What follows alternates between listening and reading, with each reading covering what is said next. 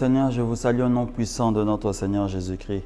Nous voici encore dans notre nouvelle session sur la malédiction et la bénédiction. Ce grand titre que nous avons essayé d'introduire la semaine passée, ou que nous avions essayé bien sûr de parler de certains éléments bien importants. Nous avons essayé de poser les bases sur cet enseignement-là, parce que cet enseignement a besoin d'une certaine base, afin de mettre tout le monde d'accord. Nous allons essayer de continuer cette introduction, parce que elle est quand même assez longue et aussi assez complexe. Mais nous allons essayer d'utiliser les mots les plus simples, les explications les plus simples. Pour quelles raisons nous sommes en train d'introduire en fait cet enseignement-là.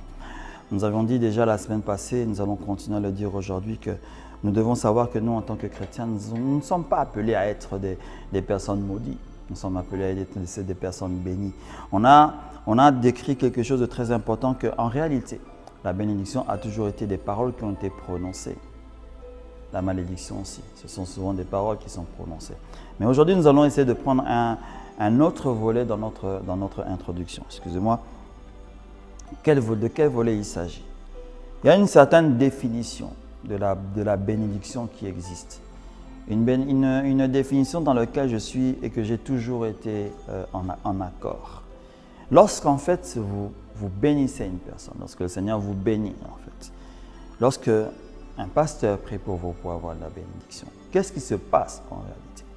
Parce que l'élément le plus important, c'est de connaître, c'est de savoir ce qui se passe lorsque une parole de bénédiction elle est prononcée sur une personne. En fait, sans parler de magie, sans parler de forces invisibles, ou en termes de la malédiction, de forces occultes par exemple.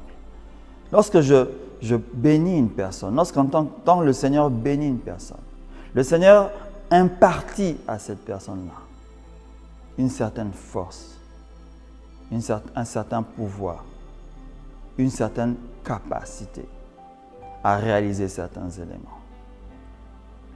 Vous savez que si le Seigneur vient aujourd'hui, il dit que je te bénis et tu seras la personne la plus riche du monde. Cela ne veut pas dire qu'automatiquement tu deviendras riche. Je veux essayer de parler dans ce sens-là, d'un élément souvent qui a été aussi, je ne dirais pas que c'est un élément qui est mal compris, mais c'est un élément qui a été un peu aussi abusé dans notre définition de la bénédiction. Dans cette introduction, ainsi, je parlerai un peu de la bénédiction de Salomon. Vous devez savoir qu'il y a un élément qui est très important dans l'étude de la bénédiction, que personne ne doit omettre lorsqu'il parle de la bénédiction. Nous devons savoir que notre Dieu, notre Seigneur est un Dieu de génération. On dit que le Seigneur, c'est un Dieu générationnel. Si je dois donner une explication à cette parole-là, cela veut dire quoi? Cela veut dire que lorsque le Seigneur te bénit, toi, ce n'est pas toi qu'il est en train de regarder. Il est en train de regarder ton fils et le fils de ton fils. La raison pour laquelle lorsque le Seigneur avait dit que si une personne pêche, si une personne est meurtrier, si une personne fait quelque chose qui est contraire, il y a des paroles comme ça dans la parole de Dieu. Lorsque la malédiction va frapper, elle va frapper la première, la deuxième, jusqu'à la quatrième génération. De même, à la bénédiction, c'est la même chose, jusqu'à la troisième, quatrième génération. Parce que le Seigneur regarde les générations en réalité. Il ne regarde pas simplement toi en tant que tel. Parce que vous devez savoir que souvent, quand une malédiction est prononcée sur la vie d'une personne, vous pouvez même voir cette personne-là ne pas subir la malédiction en question. Mais elle retombe sur ses enfants. C'est comme si que lorsque cet élément a été prononcé, elle a été prononcée sur lui, mais en réalité, elle a été prononcée sur ses enfants. Pour vous faire comprendre ce mystère de la bénédiction d'Abraham, parce que la bénédiction d'Abraham n'était pas pour Abraham. La bénédiction d'Abraham était pour Israël. Je ne sais pas si vous le savez, mais faites vous-même votre étude. Prenez simplement votre parole. La bénédiction qui avait été impartie à Abraham n'était pas pour Abraham. Elle était pour Israël. Si personne ne connaît cette réalité-là, je suis désolé, il faudra de nouveau étudier cette partie de la parole de Dieu par rapport à la bénédiction d'Abraham. Parce que la bénédiction d'Abraham, en réalité, était celle d'Israël. J'ai été heureux lorsque j'ai entendu ça dans un enseignement d'un pasteur bien connu, bien sûr, qui a essayé de parler de la bénédiction d'Abraham. Et il a expliqué comment cette bénédiction est allée dans les générations. Et il a expliqué pourquoi cette bénédiction n'était pas celle d'Abraham en réalité. J'étais en accord à 100% dans son étude parce que son étude était vraiment correcte. Et cela prouve en fait que dans la réalité de la bénédiction, le Seigneur bénit à cause de ce qui vient après, non à cause du moment. La bénédiction de Salomon, parce que le Seigneur avait dit, « Ok Salomon, tu ne m'as pas demandé de richesse, je t'en donnerai. Je te rendrai encore plus riche que cela. Plus riche que tu ne le penses, si on peut dire, interpréter cela dans ce sens. » À tel point que Salomon est devenu le plus riche on peut dire de cette époque-là, de cette génération-là. Personne n'a pu l'égaler en réalité. Mais vous devez savoir une réalité. Qui a préparé la bénédiction de Salomon? C'est son père David. La bénédiction de David était en réalité la bénédiction de Salomon. Le Seigneur, en disant à Salomon que tu vas recevoir ces choses-là, le Seigneur savait déjà que David lui avait légué certains éléments. Raison pour laquelle Salomon était capable de donner autant d'offrandes lorsqu'il a brûlé, lorsqu'il a fait cet holocauste-là. Autant d'holocaustes qu'il a fait, vous pouvez vous-même, je n'ai pas les nombres avec moi, mais prenez simplement cet épisode de la parole des Écritures et vous allez voir que on a, je pense, souvent entendu certaines prédications essayer d'estimer monétairement parlant le sacrifice que Salomon avait fait était équivalent, paraît-il, à 6 millions, 10 millions peut-être de dollars ou d'euros actuels. Je ne peux pas vraiment vous le dire. Mais c'est comme si en une fois, une personne donne cette valeur-là à l'Église. On a toujours prêché cela dans ce sens-là, comme si une personne venait se sacrifier et donner cette somme-là à l'Église. Souvent, on parle ça dans ce sens-là parce qu'on essaie de pousser les personnes à donner quelque chose à l'Église. Mais il faut essayer aussi de comprendre dans le contexte avec lequel Salomon avait fait ce sacrifice-là. Parce que n'oubliez pas que le contexte de l'Holocauste et des holocaustes de Salomon était la bénédiction du temps. Donc ça veut dire que si tu dois faire un sacrifice aussi immense que Salomon, cela doit être lié à une bénédiction de quelque chose que tu as toi-même fait et que tu es en train de présenter à l'Église. Non de quelque chose qui est déjà fait par quelqu'un d'autre, mais que toi tu as fait. Donc c'est-à-dire que le sacrifice de Salomon était, on peut dire, un double sacrifice. Parce qu'il avait sacrifié déjà, si on peut parler d'argent, tous les matériels que son père David avait mis de côté pour construire le temple. Et non seulement il achetait encore du matériel, il prenait encore du matériel dans les autres royaumes qui étaient à côté de lui. On lui envoyait cela comme don, etc. Tout ça, ça avait une certaine valeur. Et cette valeur-là, le Seigneur était en train de voir. Donc ça veut dire que la bénédiction, la bénédiction de Salomon, il était en plein dedans déjà en réalité. Mais comme ça a été un holocauste qui a été donné au Seigneur et un sacrifice qui a été donné au Seigneur, le Seigneur l'a encore multiplié. Et il a encore multiplié cela jusqu'à le rendre sans équivalence ailleurs. Ça, c'est une réalité par rapport aux générations. La richesse de Salomon était connectée à celle de David. La richesse d'Israël était connectée à Abraham. En fait, est connectée à Abraham. Raison pour laquelle dans l'étude de la bénédiction, dans la compréhension de la bénédiction, tu dois déjà t'asseoir et te dire, mais alors, je travaille et je suis béni. Pour qui je suis béni?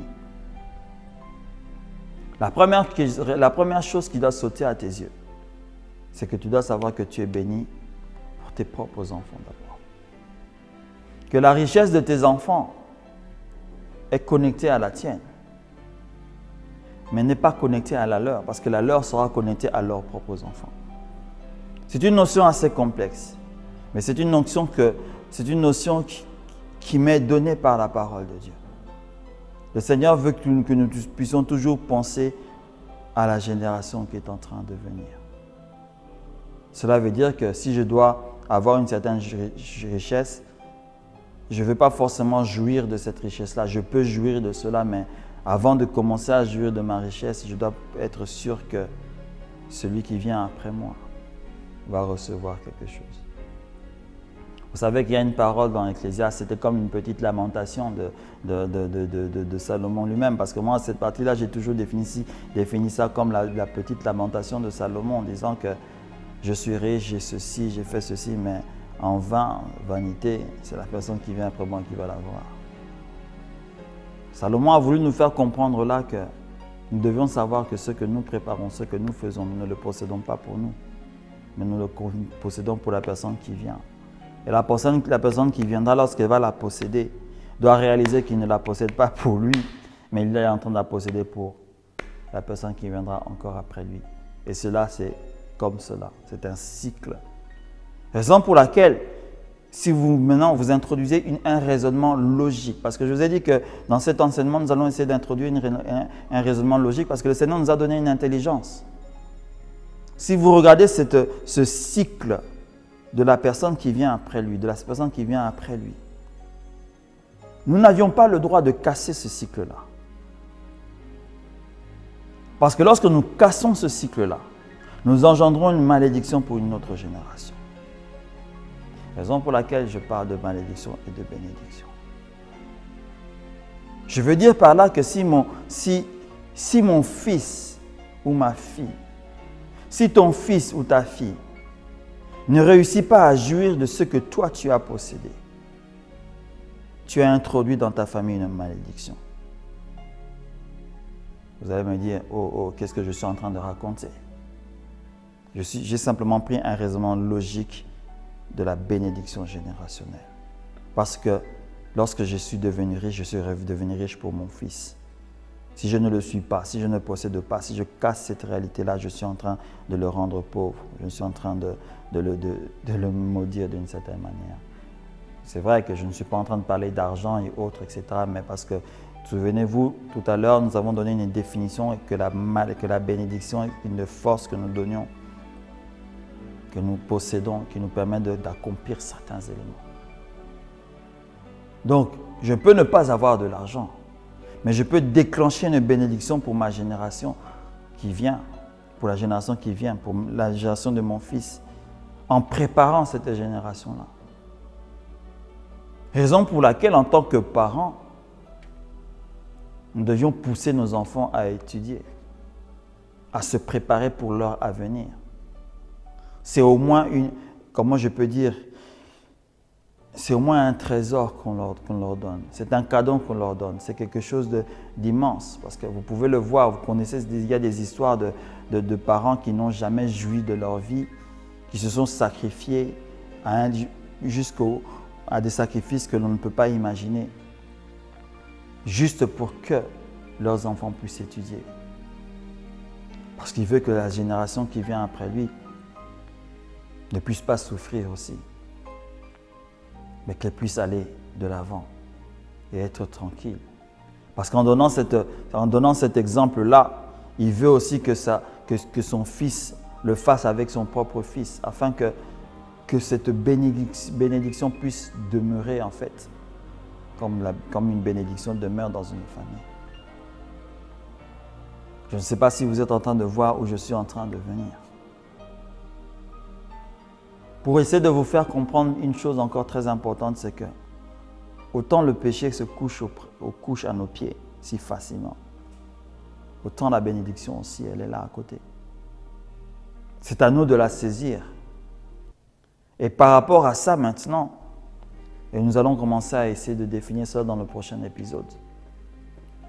Le Seigneur a écrit, donné dans les Écritures, certains certains principes qui nous permettent de marcher en fait dans la bénédiction. Pour éviter en fait aussi la malédiction. Et aujourd'hui, nous allons juste dire un élément très important, il se trouve dans Genèse. Souvenez-vous, lorsque le déluge est passé,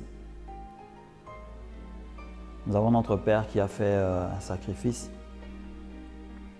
Le Seigneur a fait une première alliance avec ce qu'on appelle aujourd'hui cet arc-en-ciel. Le Seigneur a dit que je mettrai mon arc. C'était son arc à lui. Souvent, je n'avais jamais réalisé cela jusqu'à un jour, j'ai écouté ça dans une prédication. Que le Seigneur avait appelé ça mon arc. Donc, ce qui veut dire qu'il a pris ça de là-bas. Il a amené ça ici pour établir une alliance.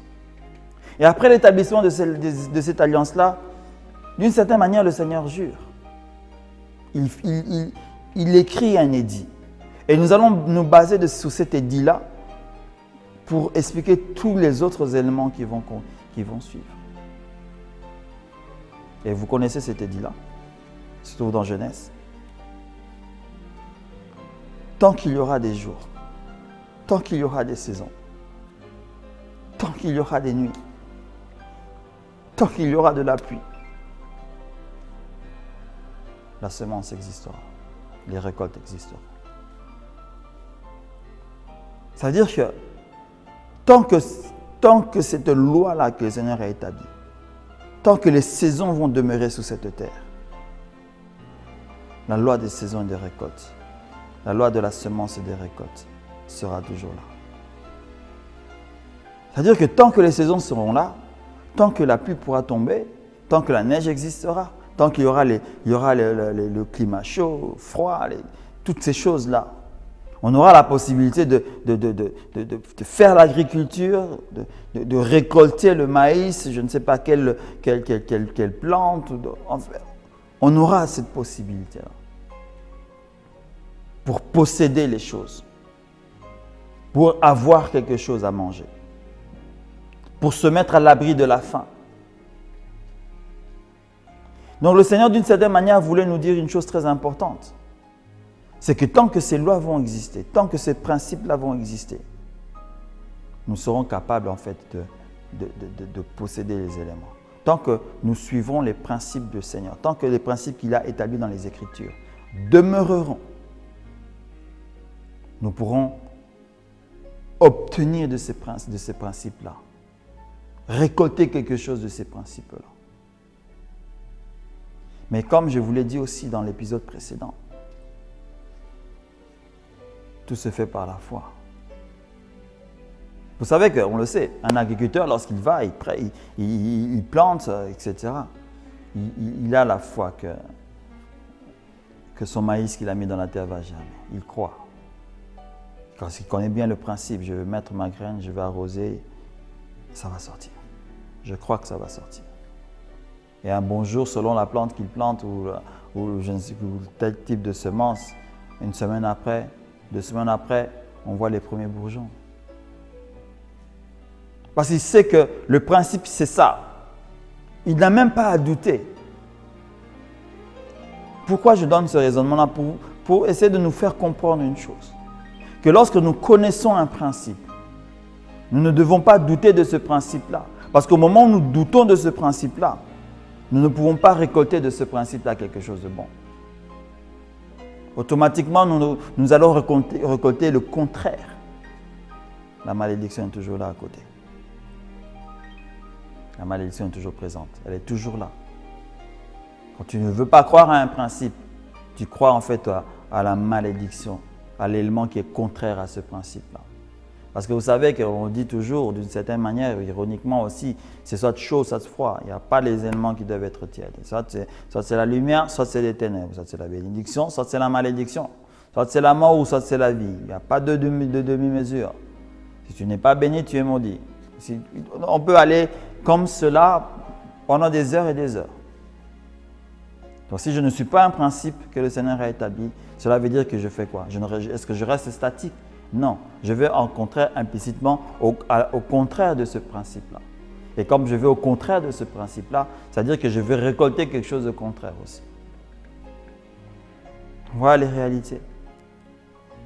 Et ce comportement-là a une action sur les générations. Nous venons d'en parler d'une certaine manière aussi. Nous devons savoir comment nous sommes en train de raisonner par rapport à la bénédiction et par rapport à la malédiction. Ne regarde pas la bénédiction comme si tu étais devenu, exemple, je ne sais pas qui, Bill Gates ou Bezos par exemple, le PDG de Amazon et autres, parce que tu vas avoir un compte qui aura 300 000 billions de dollars ou d'euros ou je ne sais pas quoi. Avoir autant d'argent n'est pas une bénédiction. Ce n'est pas parce que nous n'avons peut-être pas cet argent-là et que nous avons la facilité de dire ce que nous sommes en train de dire. Mais parce que c'est le Seigneur qui est en train de nous faire comprendre que ce ne sont pas les biens matériels qui sont une bénédiction pour nous en tant que fils de Dieu. Ce sont les païens qui regardent les biens matériels comme une bénédiction. Mais vous allez voir même que ces païens-là, ou ces fils de ce monde-là, ils peuvent souvent être bénis, je peux dire entre païens, ils peuvent être riches à un certain degré, mais ils ont toujours un vide dans leur cœur. Pour vous faire comprendre que tu es la personne la plus bénie parce que tu as le Seigneur Jésus-Christ en toi. Que si tu dois rechercher la bénédiction, recherche d'abord le Seigneur Jésus-Christ. Et si tu sais que le Seigneur Jésus est en toi, alors sache que tu as la bénédiction en toi. Maintenant, prépare-toi simplement à marcher dans les principes et dans les préceptes qu'il a donnés afin de se voir matérialiser ces choses parce que tu es capable, le Seigneur est capable de faire matérialiser cette bénédiction-là entre tes mains. Tu peux matérialiser cela, voir cela comme cela et jouir de cela. Nous allons le voir lorsque Salomon avait dit cette fameuse phrase. Souvent, on n'en tient pas compte. Souvent, il dit que non, jouis des biens que tu as, jouis du travail que tu as, fais ce que tu veux. Le Seigneur prend plaisir à cela. Le Seigneur prend plaisir à ce que tu puisses jouir de ta bénédiction. Il prend plaisir à cela. Elle est à toi, elle n'est pas à lui. Le Seigneur n'a pas à te réclamer tes millions que tu as dans ton compte bancaire. Il n'en a que faire.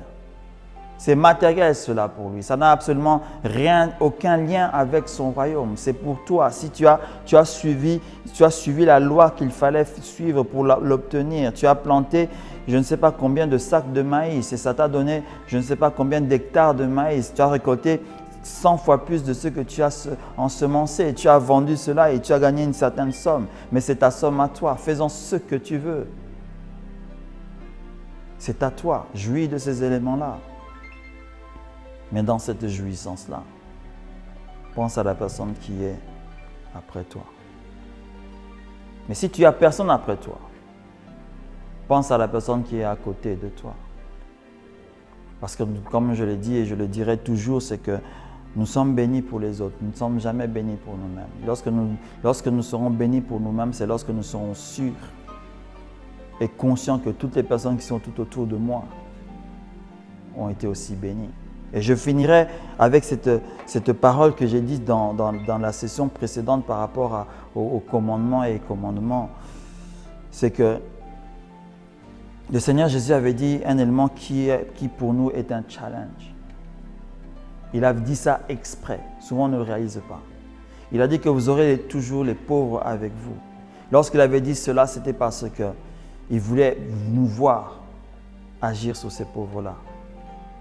Pour que nous puissions nous prouver que non, Seigneur Jésus, nous n'aurons pas des pauvres avec nous, nous allons nous occuper d'eux. Mais le Seigneur savait que nous serons incapables de le faire, que nous serions des égoïstes et que nous ne nous occuperons jamais de ceux qui sont pauvres.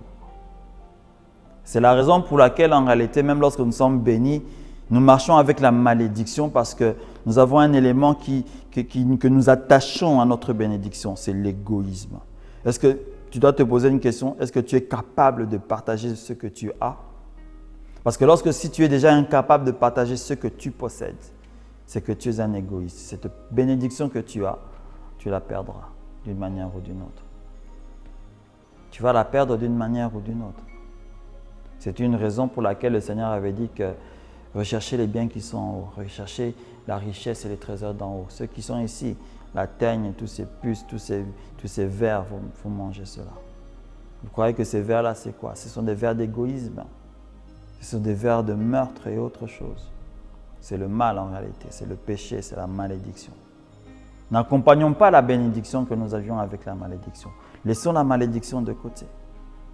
Ne marchons pas avec elle. Elle va nous suivre, elle va toujours rôder. Elle va chercher une faiblesse, une de nos faiblesses pour agir et frapper. Mais nous devions empêcher cela. Et pour empêcher cela est très simple. Les principes du Seigneur nous ont été donnés. Nous allons donc essayer d'étudier ces principes-là pour essayer de trouver des réponses dans tous les domaines, que ce soit dans les domaines des offrandes, que ce soit dans les domaines de la dîme, que ce soit dans les domaines des paroles qui sont déclarées, que ce soit dans le domaine je peux dire, des autels même. Parce qu'aujourd'hui, il y a des notions d'autels aujourd'hui qui sont données, des notions de sacrifice. Mais nous devons comprendre aussi pourquoi nous les faisons et qui nous sommes en réalité pour le faire. Et pour quelles raisons nous devons aussi faire ces éléments-là. Que le Seigneur puisse vous bénir. Je vous remercie de m'avoir suivi. Nous avons essayé d'introduire cette session-là, cette très grande session avec ces 2 épisodes. La semaine prochaine, nous allons essayer de commencer les premiers points et entrer en profondeur dans notre étude. Nous nous retrouvons la semaine prochaine. Au nom puissant de notre Seigneur Jésus-Christ. Amen.